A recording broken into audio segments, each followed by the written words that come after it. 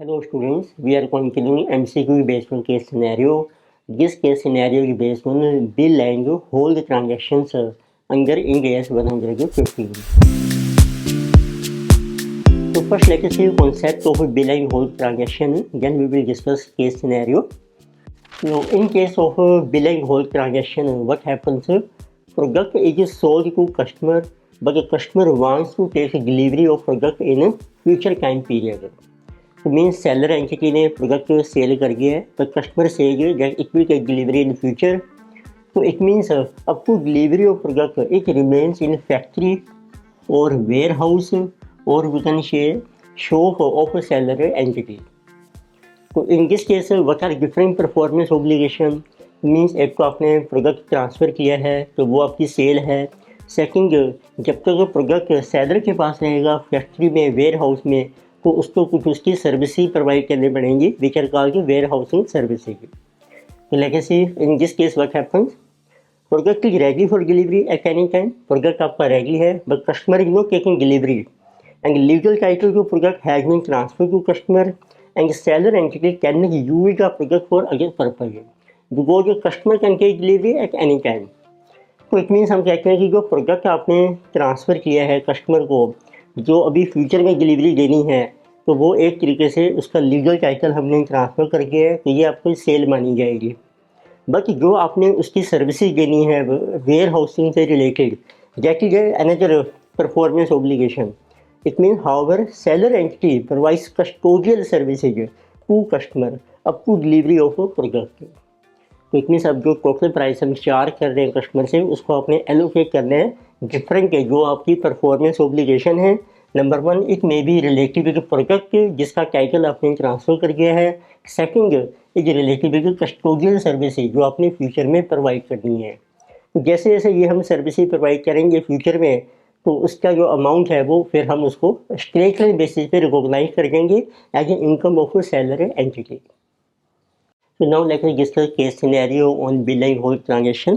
So data given in this scenario is so Anandam Limited enters into a contract with the customer on 1st April of current financial year for sale of a machine and spare parts for a consideration of rupees 5 lakhs. The promise is to transfer the machine and spare parts are distinct and result in two performance obligations, each of which will be satisfied at a point of time. On 31st March, at the end of current financial year, the customer pays for the machine and spare parts, but only takes physical possession of the machine. क्योंकि customer ने machine की जो है delivery वो receive कर ली है but for spare parts it is not taken possession. Although the customer inspects and accepts the spare parts, customer requests that spare parts be stored at Anandam Limited warehouse because of its close proximity to the customer factory. तो spare parts जो है वो store रहेंगे seller entity के warehouse में and Anandam limited store the spare parts in a separate section of the warehouse and the parts are ready for immediate shipment at customer request. तो उसको हमने separately store करके है और वो ready है फॉर डिलीवरी के लिए at any time on customer request. Anandam limited expects to hold the spare parts for a period of 2 years and does not have the authority to use the spare parts for direct them to another customer. और उन spare parts को जो Anandam limited है seller company वो उसको use नहीं कर सकती है अपनी यूज के बेस पर. And fair price of machine spare parts and warehouse और holding services for spare parts for 2 years are rupees 5 lakh, rupees 2,50,000 and rupees 50,000 respectively. तो पहले देखते हैं देखो डाटा आपको मेंशन किया है. तो this is company Anandam limited and current two financial year आपको मेंशन किया है. तो in the beginning of current financial year this is on 1st April. तो company has entered into contract with a customer to sell machinery and spare parts. तो हमने contract किया है to sell machinery and spare parts and this is for consideration of rupees 5 lakh. But by the end of the year, what happens as on 31st March of the current financial year? So customer has taken delivery of machinery. So customer takes delivery of machinery. but does not take a delivery of spare parts. But these spare parts are ready for delivery at any time on customer request, and these are separately stored in warehouse of a seller entity. And plus, now in this case, company will provide you 2 year. So for these spare parts, when they are in warehouse, company will provide you 2 year service. 2 years service for warehousing. अब आपको ये भी mention किया है कि यदि आप ये कि प्रोडक्ट्स जो है मशीनरी है, स्पेयर पार्ट है और जो वेयर हाउस की सर्विस है, देखिए आप सेपरेटली ट्रांसफ़र करते हैं कस्टमर को, तो उनके स्टैंड अलोन प्राइसेज हमें दिए हैं for machinery. So we are given a standalone price is given for machinery, then for spare part, as well as for this warehouse service. This is for 2 years. तो ये आपको mention किए हैं, amounts हैं rupees में. So 5 lakh is for machinery. So 250 for spare parts, 50,000 for warehouse service. Now different MCQs आपको mention किए हैं. Number 1 they are asking determine how many performance obligations are included in the contract anchored by Anandam Limited. So with the customer है, तो इसमें कितनी performance obligation हैं आपकी. तो इट मीन्स जो आपने अब मशीनरी सेल करनी है विद स्पेयर पार्ट्स और जो वेयर हाउसिंग सर्विस है, तो क्या ये सिंगल परफॉर्मेंस ओब्लिगेशन है या इसमें दो इन परफॉर्मेंस ओब्लिगेशन हैं. तो this is our MCQ number 1. So we have to determine what are number of performance obligations in this contract. तो अब देखिए नंबर 1, एक तो आपने मशीनरी ट्रांसफ़र करनी है और उसकी डिलीवरी कस्टमर ने रिसीव कर ली है. सेकंड स्पेयर पार्ट्स आपने ट्रांसफ़र करनी है, उसकी डिलीवरी कस्टमर लेगा बाद में, बट उसका लीगल टाइटल उसको मिल गया है. And customer can take delivery spare part at any time. And एक आपने वेयर हाउस की सर्विस देनी है फॉर 2 years इन फ्यूचर. तो it means we can say that there are 3 separate performance obligations. Number 1 is for sale of machinery. So second is sale of spare parts. Spare parts भी आपका एक separate product है. Third, फिर इनको हमें store करना पड़ सकता है up to 2 years. Customer may take delivery at any time, तो उसको हम कहते हैं कस्टोडियल सर्विस. उसकी कस्टडी जो है वो सेलर एंटिटी के पास है. तो किसी कार्ड कस्टोडियल सर्विस, किसी custodial service this is for warehousing of spare parts for future time period. It means answer है आपका there are 3 separate performance obligations. Now you can see which option is correct. Answer is option number C. Next we have second MCQ. So they are asking determine amount of sale revenue to be recognized for transfer of machinery for current financial year ending 31st March. अब जो machinery आपने transfer करी है तो उसका आपने बताना है कितना रेवेन्यू हम रिकॉग्नाइज करेंगे.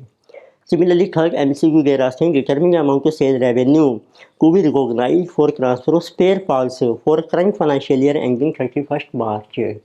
अब जो सेकंड है, अब आपकी स्पेयर पार्ट की सर्विस है, उसका कितना रेवेन्यू हम रिकॉग्नाइज करेंगे. And fourth MCQ they are asking determine the amount of our revenue for providing custodial services of storing spare parts.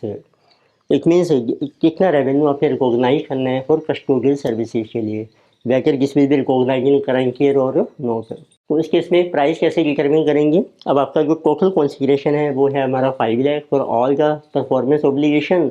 उसको हमने एलोकेट कर देना है उनके स्टैंड अलोन प्राइस की रेशो में. तो इट मीन्स हमारे basic rule is total transaction price so is to be allocated. उसको आपने एलोकेट करना है in ratio of stand-alone prices of different performance obligations. So let us see what is our performance obligation.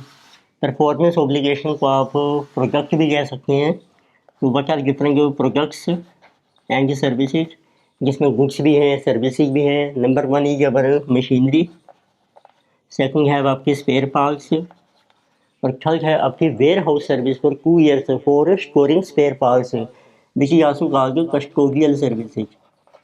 Custodial service of spare parts. अब आपको mention किया है देखिए अब ये प्रोडक्ट इंडिपेंडेंटली ट्रांसफ़र करके कस्टमर को, तो उनका प्राइस आपको मेंशन किया है। तो you can right what is their stand alone price, data है आपका रुपीज में। तो stand alone price of machinery given 5 lakh, spare part देगी 250 एंड कस्टोडियल सर्विस इज 50,000। तो टोटल इज बिकमिंग 1 लाख। तो मीन्स इस रेशो में आप अपोर्शन कर लीजिए। So what will B now transaction price. Total consideration है आपका 5 लाख, इसको अपोर्शन किया आपने इस रेशो में, it mean this is 500, total is 800। Then for this spare part total consideration 5 lakh, its proportion is 250, so divided by 800, and for custodial services 5 lakh into 50,000 divided by 800,000, this will be our allocated prices।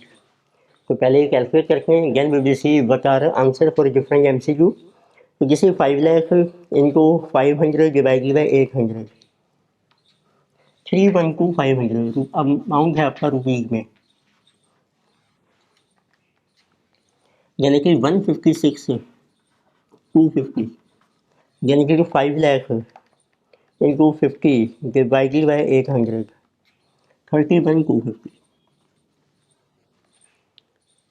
Now let us see MCQ number 2।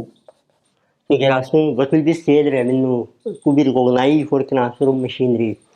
So it means sale revenue for transfer of machinery is revenue for machinery, so that will be recognized at end of 31st March means of current financial year, rupees 312,500।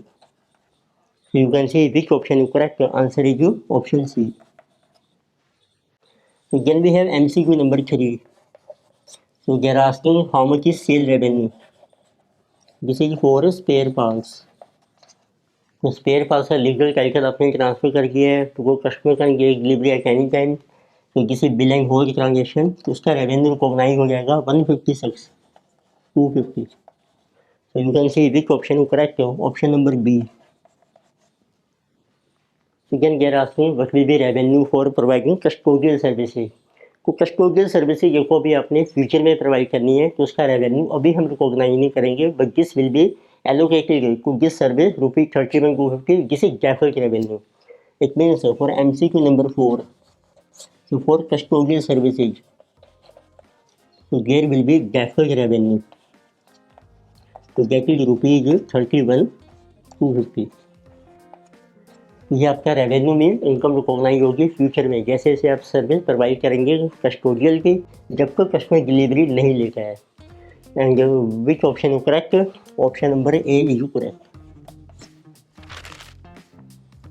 So in this lecture we have discussed a case scenario based on bill and hold transaction under Ind AS 115। Further topic we will continue next lecture. Video आपको अच्छी लगती है subscribe कीजिए, recommend कीजिए, share कीजिए। Thank you.